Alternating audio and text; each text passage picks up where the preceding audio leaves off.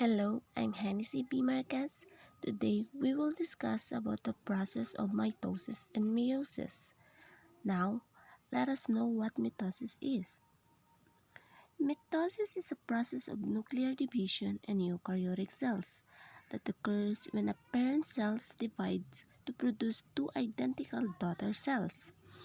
Mitosis is conventionally divided into 5 stages, known as the prophase, prometaphase, metaphase, anaphase, and telophase. There are 5 stages of mitosis. The first one is prophase.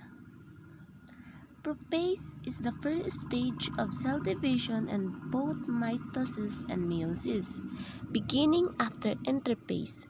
DNA has already been replicated when the cell enters prophase.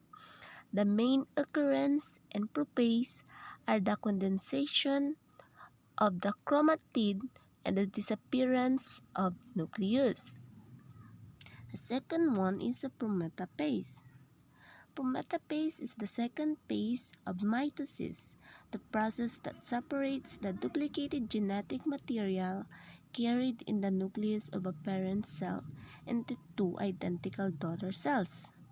During prometaphase, the physical barriers that encloses the nucleus, called the nuclear envelope, break down. And the third is the metaphase. Metaphase is a stage of mitosis in the eukaryotic cell cycle in which chromosomes are at the second most condensed and coiled stage. These chromosomes carrying genetic information align the equator of the cell before being separated into each of the two daughter cells. Fourth is the anaphase. Anaphase is a stage of mitosis after the process of metaphase, when replicated chromosomes are split and the newly copied chromosomes are moved to opposite poles of the cells. And last is the telophase. Telophase is the final stage in both meiosis and mitosis in eukaryotic cells. During telophase, the effect of prophase and prometaphase are reversed. So now, let's proceed to meiosis.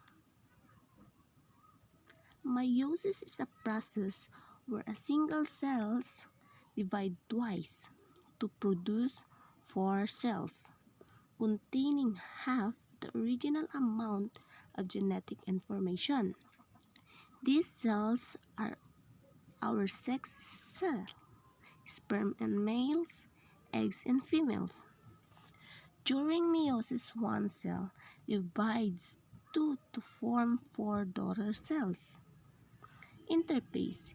Interphase is a time for the cells to separate for meiosis, and a part of this preparation involves doubling the number of chromosomes the cell contains. The phase of meiosis 1. Prophase 1, the chromosome condense and the nuclear envelope breakdown crossing over occurs. Metaphase 1. Pairs of chromosomes move to the equator of the cell. Anaphase 1. Homologous chromosomes move to the opposite poles of the cell. And telophase 1 and cytokinesis, chromosomes gather at the poles of the cells, the cytoplasm divides. Here are some more. Prophase 1 starting cells is diploid, 2n equal 4. Homologous chromosomes pair up and exchange fragment in the process of crossing over. Metaphase 1. Homolog pairs line up the metaphase plate. Anaphase 1. Homologous separate to opposite ends of the cells. Sister chromatids stays together. Telophase 1. Newly forming cells are haploid, n equal 2. Each chromosome still has 2 sister chromatids, but the chromatids of each chromosomes are now identically longer to each other. Here are the phases of meiosis 2. Prophase 2, a new spindle form around the chromosomes. Metaphase 2, chromosomes lines up the equator. Anaphase 3, centromeres divide chromatin moves to opposite poles of the cells. Telophase 2 and cytokinesis. A nuclear envelope form around each set of chromosomes. The cytoplasm divides. Prophase 2 starting cells are the haploid segment in meiosis. One chromosomes condense. Metaphase 2 chromosomes lines up at the metaphase place. Anaphase 2, sister chromatid separates to opposite ends of the cell. Telophase 2, newly forming gametes are haploid in each chromosomes, now has just one chromatid. Now let's go to crossing over.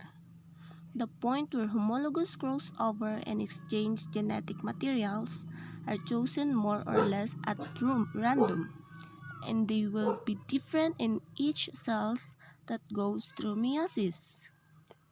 Random orientation of homologous pairs, the random orientation of homologous pairs, and metaphase. That's all. Thank you and God bless.